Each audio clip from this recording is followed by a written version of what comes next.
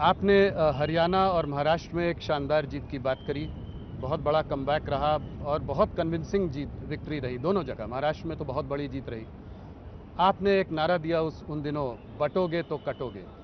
तो मैं ये जानना चाह रहा था आपसे कि ये नारा आपके कहाँ से आया, कैसे सोचा, और इसका अर्थ थोड़ा समझाएं हमको कि देखिए जी। देखिए मैं हरियाणा चुनाव के दौरान मथुरा मुझे जाने का अवसर प्राप्त हुआ था। रात्रि को मैं मथुरा में था। सुबह मुझे वहां पर आगरा में दुर्गादास राठौर की प्रतिमा का अनावरण करने का अवसर प्राप्त हुआ।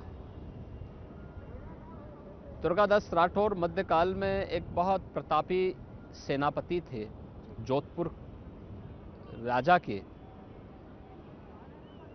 तो स्वाभाविक रूप से उस समय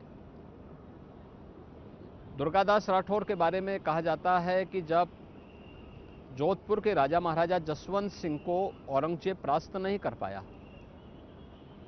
उन्होंने उनके साथ समझौता किया और समझौते में इस बारे में कहा कि भाई आप अफगानों पे हमला करिए, मैं पीछे से आपकी सहायता करूंगा।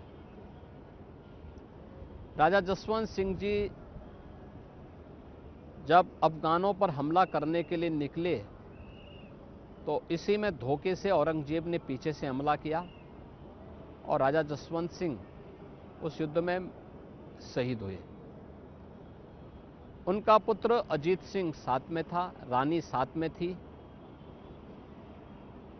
जब सेनापति दुर्गादास राठौर ने देखा कि राजा को मारने के बाद अब ये राजकुमार को मारना चाहते हैं, तो उन्होंने राजकुमार और रानी को ले जाकर के एक आश्रम में उन्हें रखा और फिर वहां से उनको दूर लेके चले गए।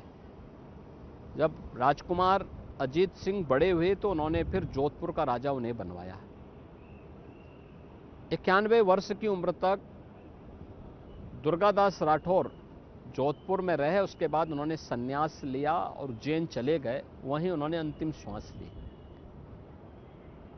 उस पूरी परंपरा के प्रति राठौर तेलीय परंपरा, तेलीय जाति से जुड़े हुए जितने भी लोग हैं, आगरा में वो मूर्ति लगाना चाहते थे, लेकिन कुछ लोग समुदायों के द्वारा विरोध किया जा रहा था। हम लोगों ने दोनों समुदायों को बुला के बात की, अंततः समझौता हुआ, फिर मूर्ति स्थापित हुई। तो उसी में मैंने कहा था कि बटोगे तो कटोगे, एक रहोगे तो नेक रहोगे। और मैं आभारी हूं आदरणीय प्रधानमंत्री जी ने एक रहोगे सेफ रहोगे के माध्यम से पूरे देश को इसके साथ जोड़ने का संदेश दिया है। और मैं मानता हूं महाकुंभ का भी यही संदेश है कि एकता से ही अखंड रहेगा देश। देश अखंड रहेगा तो देश सुरक्षित रहेगा, सनातन धर्म सुरक्षित रहेगा।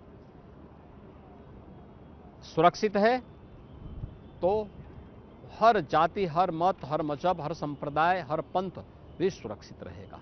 और सुरक्षा है तो समृद्धि अपने आप आएगी।